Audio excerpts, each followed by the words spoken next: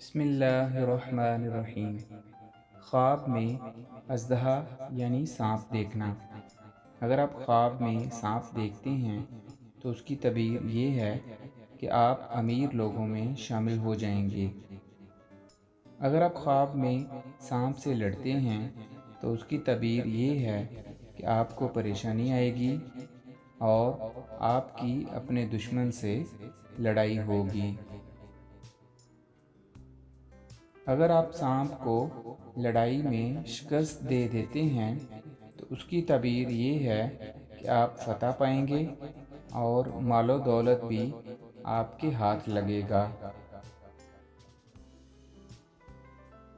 अगर आप सांप के ऊपर बैठ जाते हैं तो उसकी तबीर ये है कि आप अपने दुश्मन को शिकस्त देंगे।